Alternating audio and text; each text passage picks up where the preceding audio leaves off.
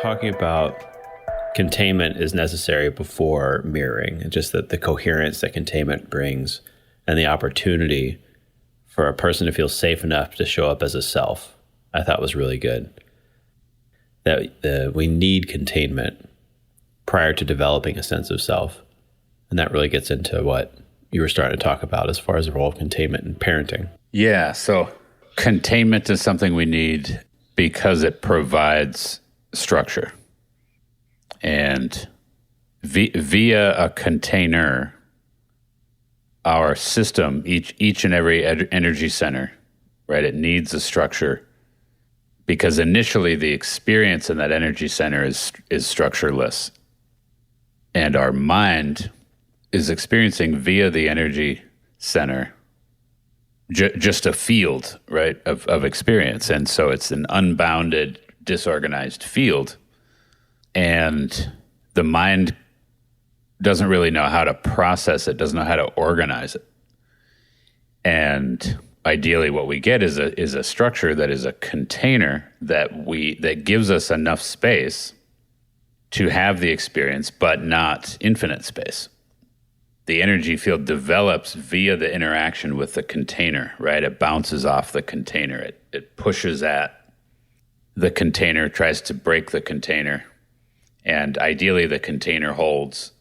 And then there's this organization that happens that brings a coherence. And what we often need is relationally to provide containers for each other. And so, for example, a parent needs to provide containment for the child. And developmentally, we need containment prior to needing mirroring, because mirroring brings a sense of self in the midst of the experience. For the child, for example, if you mirror something, you're reflecting in the experience to the mind of the child and saying, you are a self in this experience. You are not this experience. And it seems like that would always be a good thing, but it's not always a good thing. Developmentally, we're in the midst of an experience, and that experience, for example, let's say is not contained. So it's disorganized, it's chaotic. There's anxiety that goes with that. There's overwhelm. There's that idea of having too much power, right? A child being given too much power. And so the container needs to be provided so that the field of the energy center can organize and cohere enough so that a self-experience can be had in that energy center, and and that self-experience will be an experience of a cohesive self. If you mirror too early and don't have enough development and don't have enough development via a container, you end up with a self-experience that, again, is not cohesive. So there's a lot of talk about parenting and how much containment to provide, versus how much to just kind of allow the child to do their thing. Should the child be allowed to just have their tantrum kind of unbounded, or what parameters get put on that tantrum, for example? If a child is allowed to throw tantrums with no containment, the child becomes an adult that throws tantrums that now no one can contain because it's kind of too late, because the energy field of that person flares up. Let's say it's rage, but it can be fear or sadness or anything else. But let's say it's rage. It flares up and rages, and it's unbounded. The person is incapable of containing themselves because they didn't get the containment they needed in childhood. And now the other adults in the room, often don't stand a chance of being that container, because it's quite difficult once the person gets to be an adult. It's hard enough for an adult to contain a 2-year-old. I don't know if this is true, but I was wondering, because of how you've described it, that if without containment, the experience is identified as self. Right. With containment, there's an opportunity for self to arise in the midst of it. But if there's no containment for it, and it gets identified as self, then developmentally is the person dependent on that experience as a part of self, or at least as part of a construction of self, so that the tantrum, the uncontained tantrum, has to be continued because it is part of self.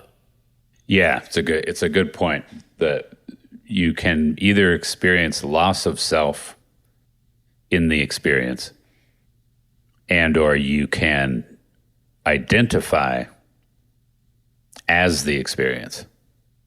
And if your psyche locks into an identification as that experience, let's say it's an experience of sadness and anxiety and freak out, a person will literally need to experience a freak out in order to get back to a feeling of self.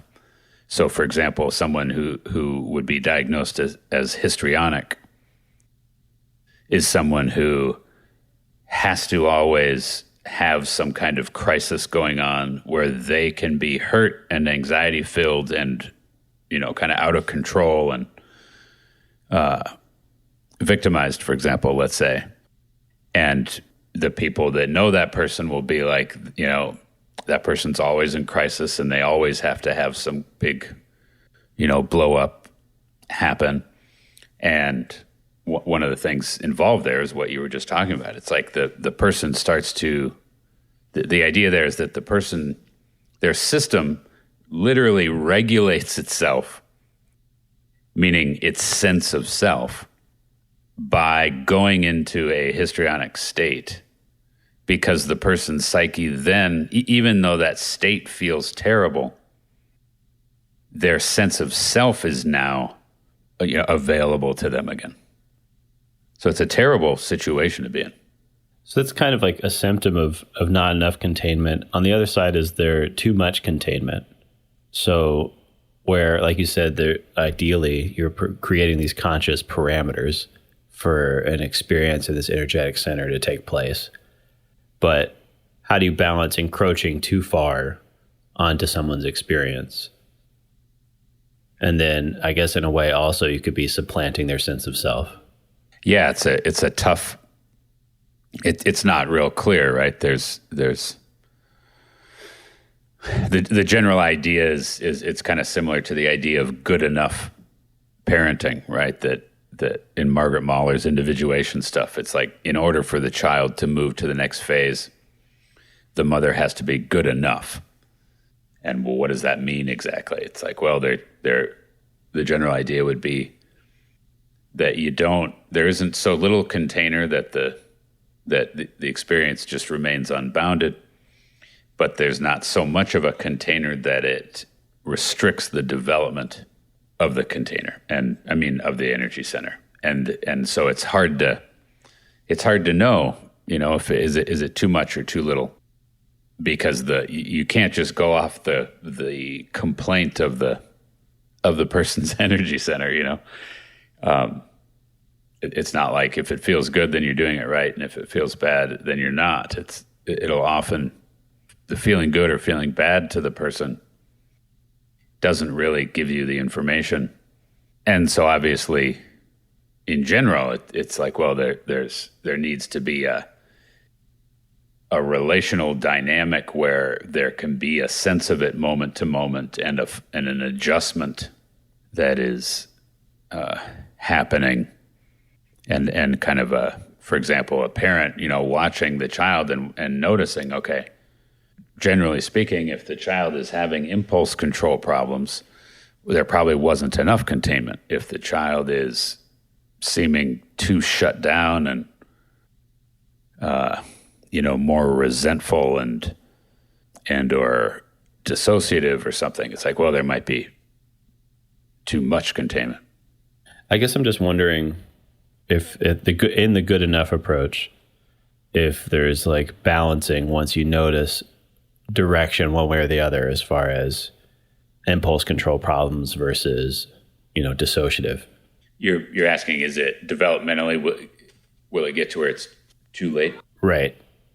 I mean, yeah, it becomes a real hard situation that, often therapy is needed, whether it's therapy, by actual psychotherapy or whether it's just, via some kind of friend or coach or parent or whatever.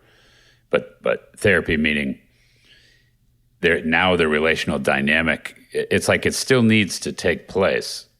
A person still needs to sort of play out the energetic and get the developmental need met. But now they'll have made compensations that have to be worked through prior to getting back to where you can get at the developmental need. And there will have been wounding that was a result of not getting enough containment or getting too much containment. And worse yet, there might be trauma. So just showing up and providing a container for someone that didn't get enough containment doesn't just do the trick. And just giving someone more space now who didn't get enough space, that doesn't just do the trick either, right? It's this process that has to be worked through.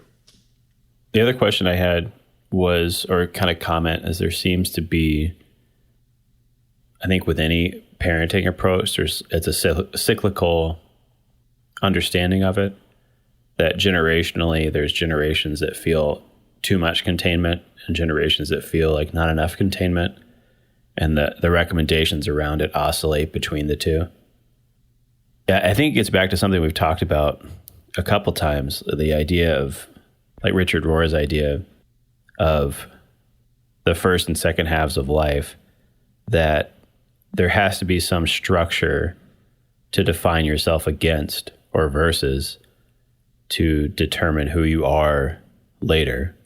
There has to be something to compare it to. So to me, what I hear in the idea of containment is that if there's not enough containment, there's not enough structure to compare yourself to later. And if there's too much containment, it's hard to ever begin. It's harder. It can be harder. It seems more perilous. That too much, like the balance between giving structure to define yourself against versus not giving structure. I think they both result in the same, could result in the same lost feeling. Yeah, totally. They both too far either way, and self can't really develop. Maybe it'd be worth, I think, defining the way you're using self right now. The self that shows up with an appropriate container. Or are you talking about an ego self? Are you talking about some element of actual self? Because I guess as I understand it, the ego self is going to happen regardless. And it's if you're giving an initial structure to that, that's just kind of it's like you're creating a foundation for an ego self. That you're creating an environment for an appropriate ego self to form that isn't traumatized in one of these energetic centers or isn't built on a trauma in one of these centers. Yeah, it's an important distinction. The conscious self doesn't need containment. And actually what you experience when you experience the conscious self is that it's infinite, right? That it is indeed unbounded, which is part of what's so, for lack of a better word, great about it. The release from the bounded limitation of our ego selves into the infinite conscious oneness, and paradoxical individuality, and at the same time unity. That's the experience of consciousness, of soul, of essence. But like you're saying, the ego mind experiences existential anxiety, if not terror, in the face of unboundedness, and needs containment, needs a structure, and not only needs it in order to not feel the disorganization, the psychosis, the schizophrenia, the existential void. it needs it not just to escape that experience, but it needs a container in order to develop. And so, yes, the self, quote unquote self, that's developing is a sense of self. It's an ego self that is a experience of self.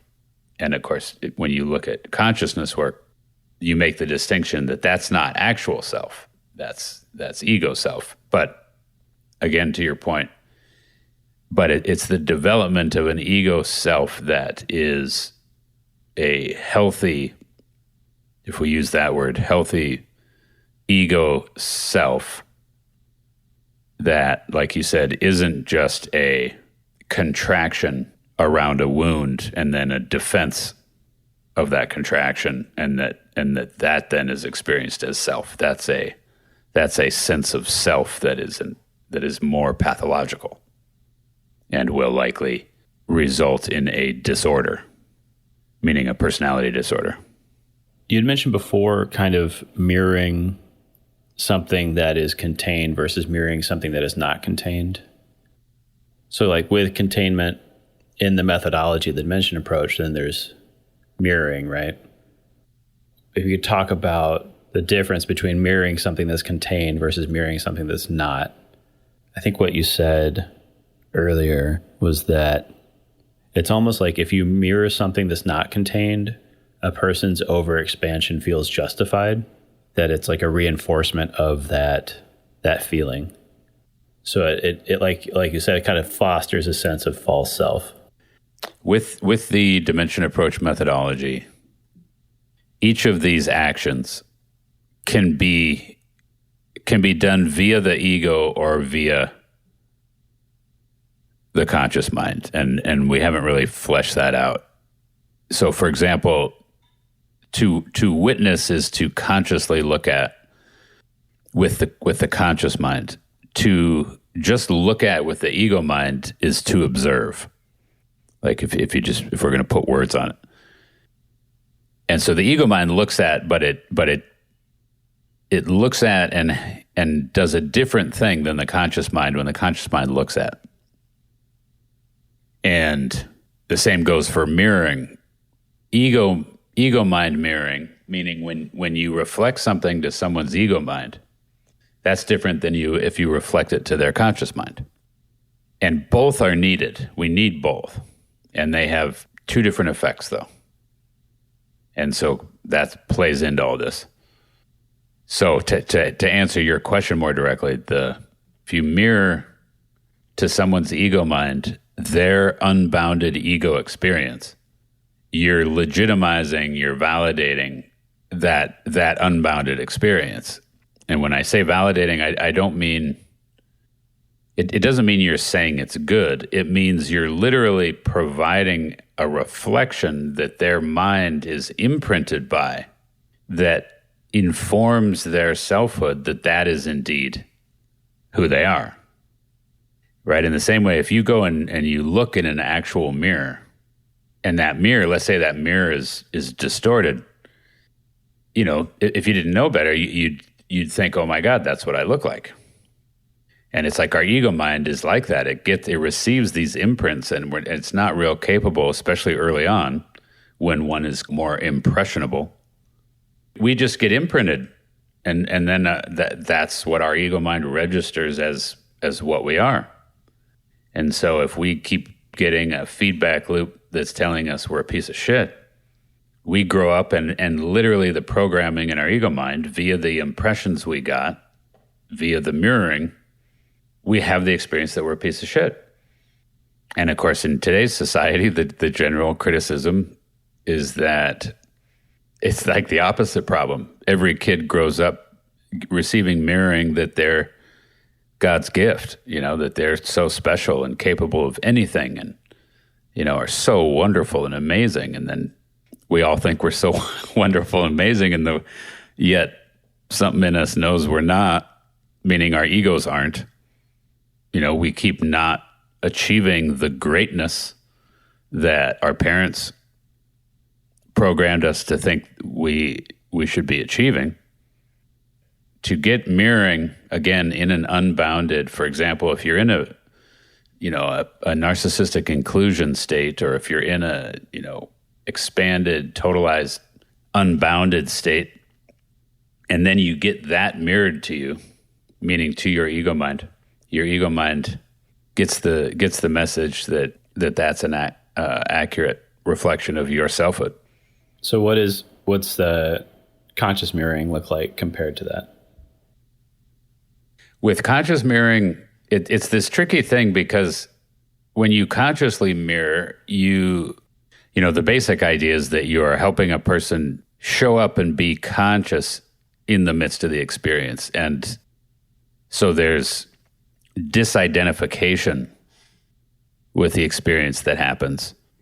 And it's even disidentification with that part of the ego mind that would be in relation to that experience. So it's a deeper, more profound thing.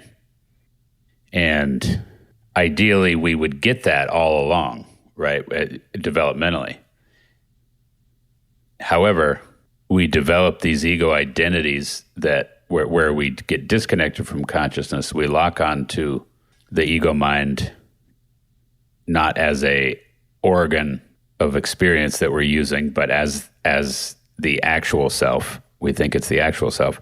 And then if you consciously mirror that to a person, then it literally challenges their identity, because they're in a situation where they are literally experiencing themselves as a certain part of their mind. And when you consciously mirror it, even though that seems like that should be a very positive thing to help someone see that they actually are something much more divine than that ego stance they're in, even if the ego stance is valid in a certain situation or whatever.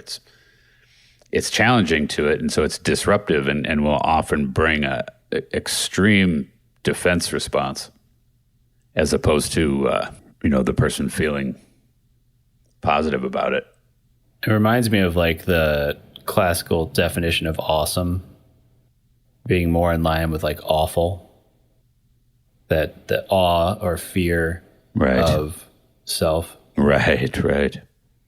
Because it's a conscious shock, right? The conscious mirror is the potential for a conscious shock, or the opportunity to see beyond the routines or beyond the programs that are usually identified as like self walking around. Yeah, and it's disruptive in various ways. One of the ways, as we've talked about before, you get an experience of the conscious self, which is great, but you also get a look at the ego self, and you see the truth of the ego self, which is not pretty, even in its positive aspects. It's so limited and self-serving and unconscious and dark. And generally speaking, to have a profound awakening is to face one's own darkness. And one's own darkness doesn't just mean, I actually have some selfishness in me, or I actually have some deep anger in me. It's like, no, you're a monster. There's a monster in there. And what's the timeline on that? Like how do you get from, initially consciously mirroring to seeing that?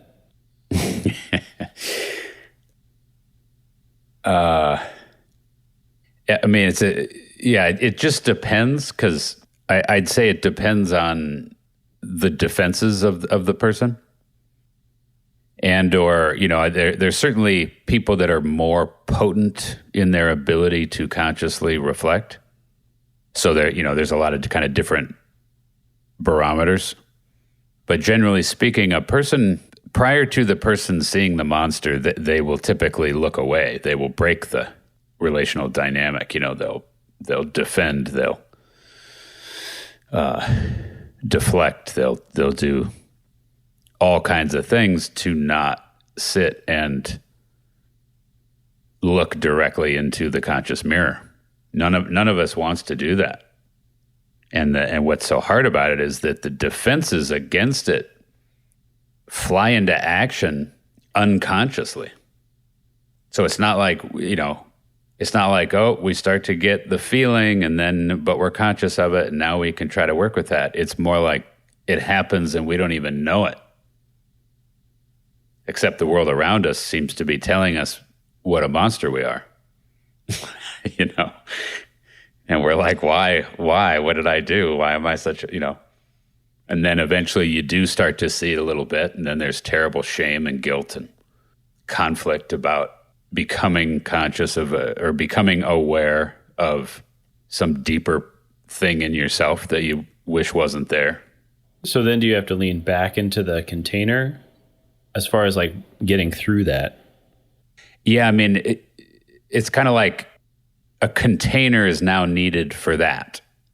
So if a monster is revealed, and whether that monster is a rage monster or a fear monster, or, I'm using that term obviously real generally, but it's like, okay, now that experience needs a container. And then of course what we come up against is, yeah, but society doesn't provide a container for that, right? And that was Freud's thing about civilization and its discontents, where he was saying in any civilization, by design, there are cultural norms in that situation that don't match what the human actually is, right? We're actually wild, and if we're going to civilize ourselves, well, then we're going to have to tame ourselves. And society provides the rule book, but it doesn't necessarily provide the taming structures, And so it's like, well, that was one of the big shifts, again, that has happened over time, where it used to be that the structures were a set of rules, and if you broke the rules, then you were punished. And the idea of sort of the Old Testament, condemning God of wrath idea, the wrath of the state, the wrath of the church, that shifted and has been shifting more and more to where there's more of a sense of, okay, these impulses, these drives, these archetypal urges, they need a container in order to do the thing they need to do. And yes, we can say, yes, that the thing they need to do is not something that is appropriate out in the world, but can we provide a container for it to do its thing in some kind of, safe environment that is separate from the world, which again is the idea of the psychotherapy office. You're supposed to go in there and regress, come out of your functioning societal mode and allow yourself to regress into what would be inappropriate out in the world. And then the therapist is supposed to provide a container. And then there's this relational dynamic that occurs that ideally results in the taming of that particular part of the psyche. Typical psychotherapy would result in a taming of that energetic by the person's ego mind.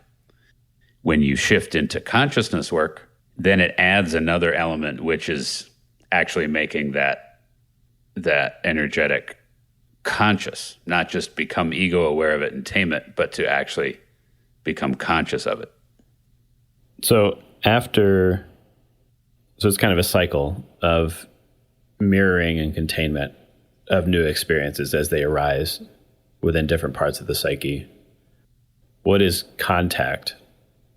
So with contact, for the first time, you have two selves. So developmentally, we start out and we don't have a self, and so we look for a self outside ourselves, and hopefully we find it. And we find it via an object, meaning a thing that isn't our actual subject. Our actual subject is there, but we aren't conscious of it.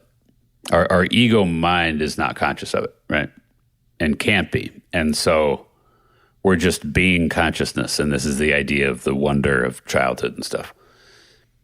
So, but the ego mind starts to develop, and the ego mind looks for self, and it has to look for it somewhere. And so, again, ideally, we find it's typically mother, and mother is self. And so now self is experienced, but there's only one self. It's mother. And you're simply a thing that is oriented to mother.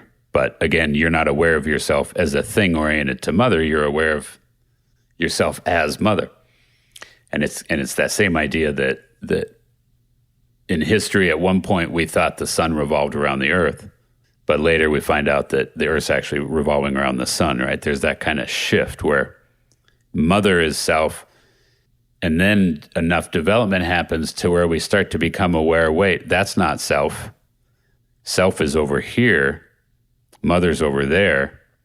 We still need it, but now we become related to it in a different way. And when that initially happens, we can't tolerate two selves yet, right? It has to still be one self. It's just that the one self shifts from being mother to being me.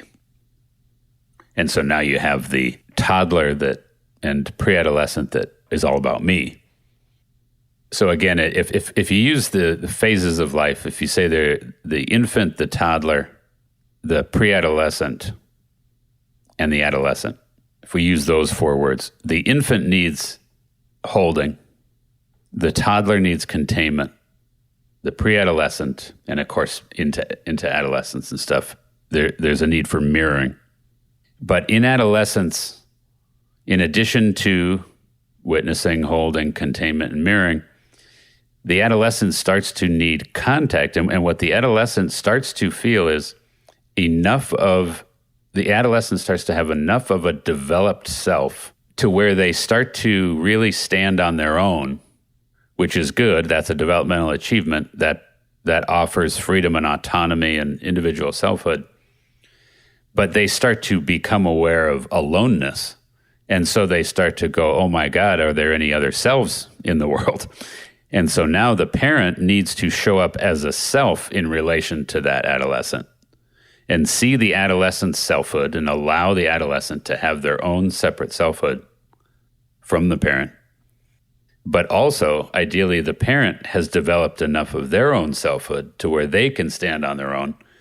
And now there's a relational dynamic where it's two selves looking at each other, and that's contact.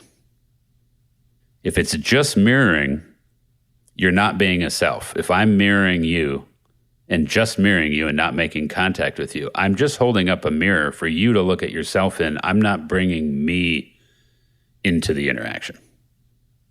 And so again, it's like at what point do you bring you into it, right? And we experience this in any interaction. If you come to me and you just want to talk about an event that happened or something you're struggling with, and you're at a phase of working through that, even if it's just some small thing, it happened on the way to work, and you're just wanting to process this thing that happened, on your drive here. And it's you just want to tell the frickin' story, right? The 30-second story of how this guy cut you off. And it's you just want to be given space to tell your story and witnessed and empathized with, right? And then you want a mirroring feedback that is validating. And then and only then, once you've gotten enough of that, are you ready for me to tell you how a similar thing happened to me one time, or, my various thoughts on that or something. It's you're not ready for that until you're ready for it, And it's really annoying when someone breaks in with about them before you kind of got your need met around it. It's just annoying if you have enough, if you're able to tolerate it. If you're a child, for example, and you this is more of a developmental thing, you're going to, it's going to be actually damaging. I think that's a really good example. Kind of jumping around here, but it's as far as laying this stuff we're talking about out in a real systemic way, this is one of those where I feel like we got to just kind of keep coming at it from a bunch of different angles. And totally, because I think the other thing I'm thinking about as you're talking about it is that this process you're talking about is the same regardless of what you're working on. That it's not just mental emotional work that it's applied to. It's applied to every part of the work that you do. Yes, totally. Maybe an example of like how that fits into the more body work things that you do. Because I feel like most of the examples you're talking about are, well, they're all relational, so it applies to different aspects, but mostly it's been, developmental psychology. If you think about learning a certain skill physically, a physical skill, initially you need this structure, right? You need these parameters, and you need to be able to have these feedback loops that give you information, and then via that information, there's learning that happens. That information is again even on a physical level, it's like we get a sense of, is there space? Is there support? Is there containment? Is there reflection? Let's say you're learning to play drums. It's like, okay, you're sitting at the drum set, and it's like, all right, how much space is there, and what happens when you bang the stick on the drum? How hard can you hit it before it's too hard? You get this physical sense of it. You start getting a feel of the sticks, and via your interaction with the drum set, you start to feel, you ideally get oriented to where it's like, okay, I know where they are. I know what happens when I push against them. And so a sense of coherency, a sense of organization happens. And then at some point you start to feel like a competent self who can navigate a drum set. Same as if you get in a car, right? You get in a car and you start trying to get a feel for it. And it's like, all right, does this car hold me? Am I safe in this car? What are the parameters of it? And our physical tissue, again, the fascial tissue works in this same way, where the fascial tissue is doing, as we talked about in an earlier podcast, the fascial tissue and the elasticity of it is a function of how conductive is that tissue for the subtle energy to move through. And so I'll notice that, all right, a person's calves are super tight.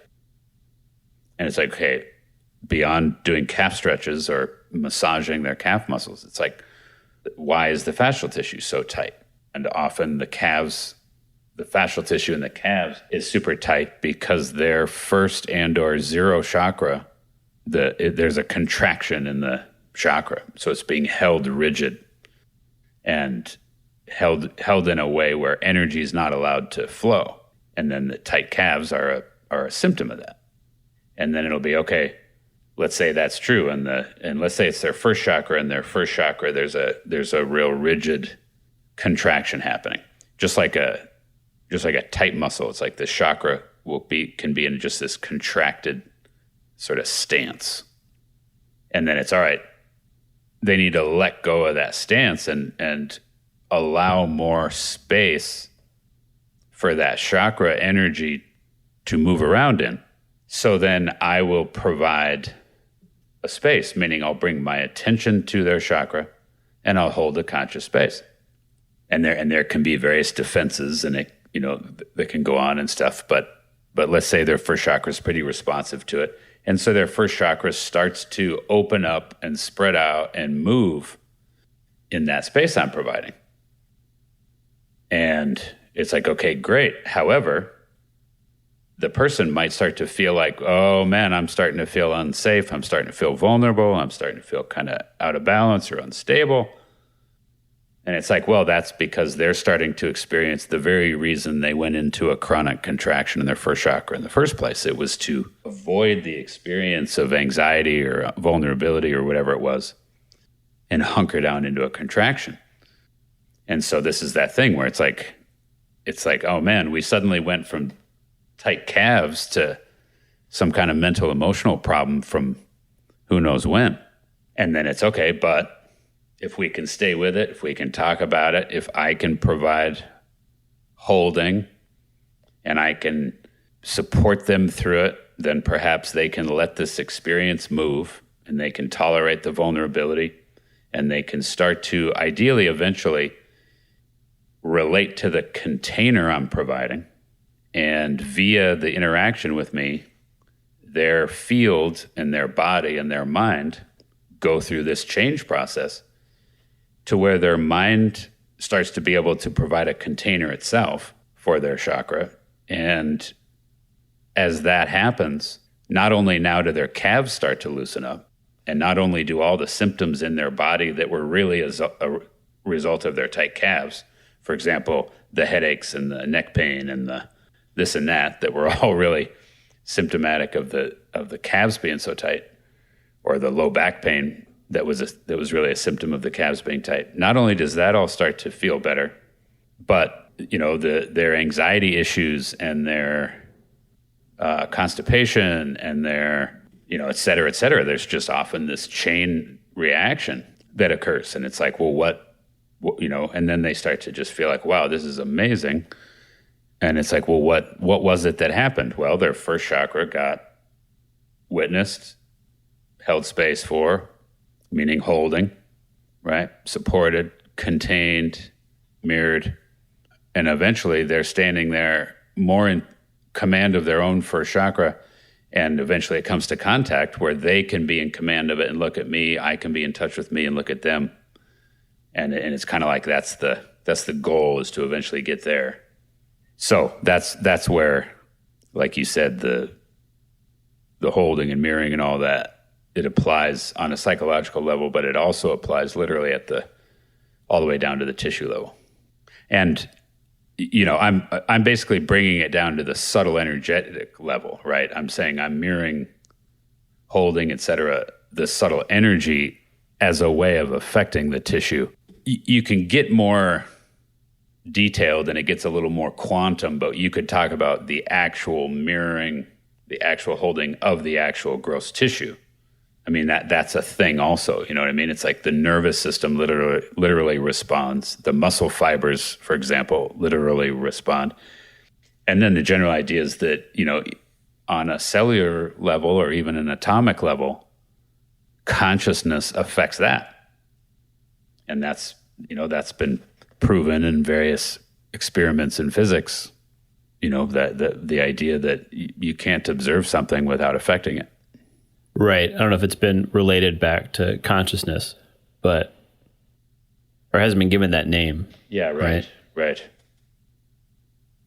I think it's a really interesting point that these invisible things are tangibly affected. So there's obviously outward signs of that effect, but like you're saying, on a level that's physically unobservable, physical changes are happening. Yeah, the observer effect, the general idea is that it happens at an atomic level even, let alone all the other levels. And then the big idea is, okay, observing isn't just one static thing. The big points I'm trying to make is that how you observe, and of course, the word observer effect is what gets used in physics. And I'm saying observe is typically I'm using the word observe as an ego mind activity. And I'm saying to witness is a conscious mind activity. But again, either of those, there's not just observing, there's empathizing, containing, mirroring are all different kind of, observer modes, if you will, witnessing modes. Each different mode has a different effect. So the observer effect is a real thing. And then it's like, but not only is the observer effect a thing, so is the holding effect, so is the mirroring effect, so is the contacting effect. Something I thought about just as you were saying that is the idea of will and unconscious versus conscious will, and the observer effect and the unconscious will present in the observer, and the energetic of underlying desire, unconscious desire, and its effect on what's observed.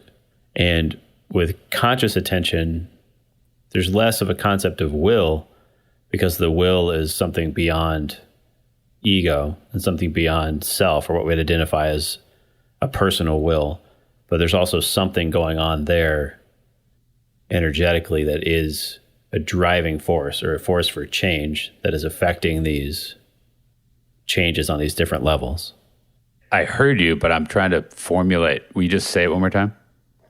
I'll try. It was at the fringe, you know, the tattered edges, that I'm wondering with the observer effect, if it's the result of some kind of unconscious will on the part of the observer, and that conscious attention, conscious witnessing, there is a will or a force behind it, but it's not personalized and it's not ego created or driven, but there is something behind it that is an animating force that is causing these effects. And so that it's a parallel to the observer effect, but it's something about conscious versus unconscious will. Yeah, and that idea obviously implies it's this idea of divine will, right? You hear that? Exactly. Yep. And so it's another way of explaining why it can be so challenging to the ego, because it's you're coming in with divine will and challenging, for example, someone's ego will. And of course, it doesn't go over well if you try to explain that to your girlfriend, for example, that she's just mad at you because she's coming from her ego will while you're in fact coming from divine will right now. How many conversations has that ended, Lance?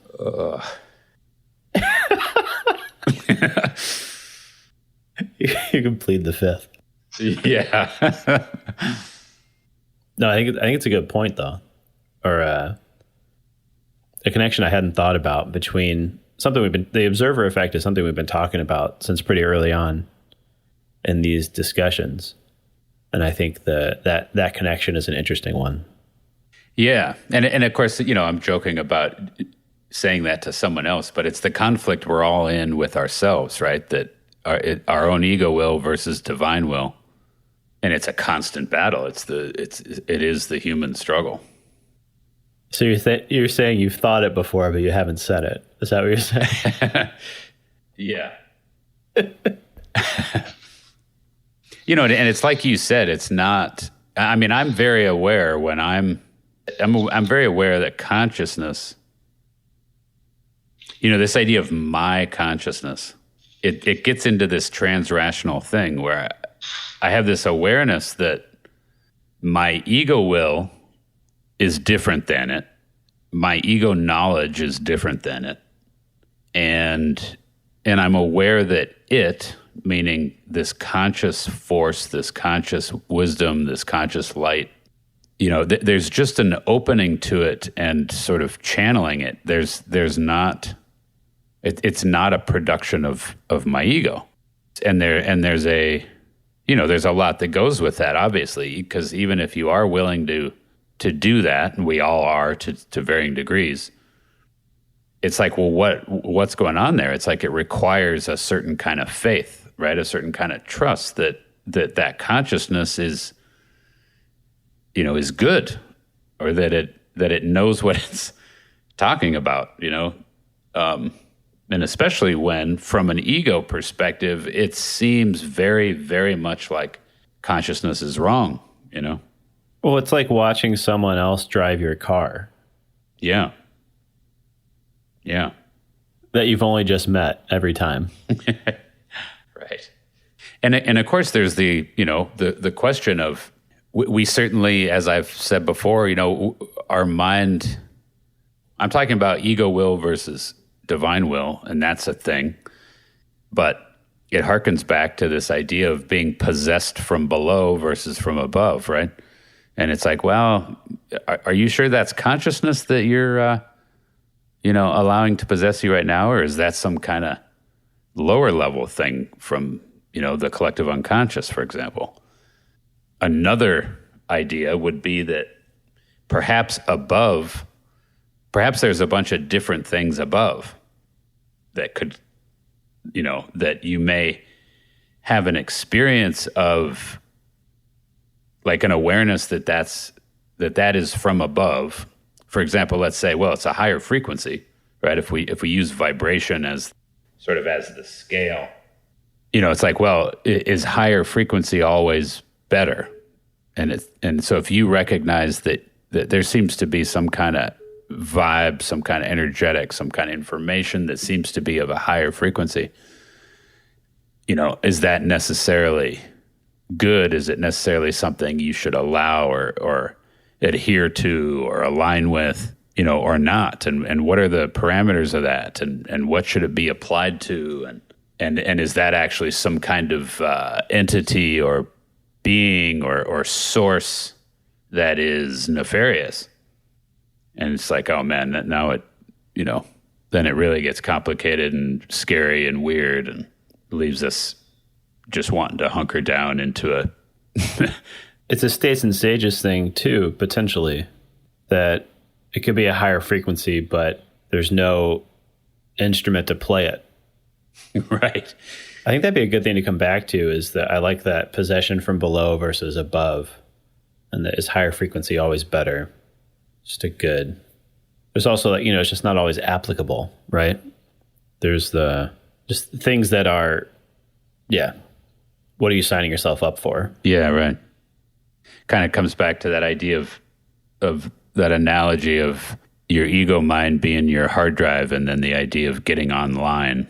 And being online, having Wi-Fi access. What's the correct computer term for like being hooked up? When you're like, okay, just connected. Okay, to be connected is one thing, but as we all know, the internet isn't just a sea of absolute truths. And so there's a difference between being connected and what are you pulling in, right?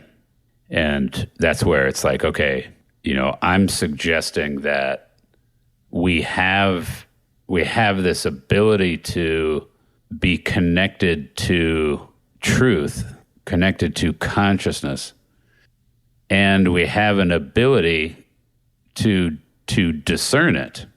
We somehow recognize truth versus not truth, but that's obviously a very general statement, and it's like that it's certainly fallible. And yeah, I mean, that's definitely the whole stage dependent interpretation piece. That truth versus not truth is a potential, right? Yeah, because we're that idea that we're constantly interpreting, and so you can take a truth, just like you're saying with states and stages. You can take a certain kind of truth, but then apply it to the wrong context. Right. And then you can have disaster. Or you just have an unconscious context that you're operating from. Right. If you want to learn more about the Dimension Approach, please visit dimensionapproach.com.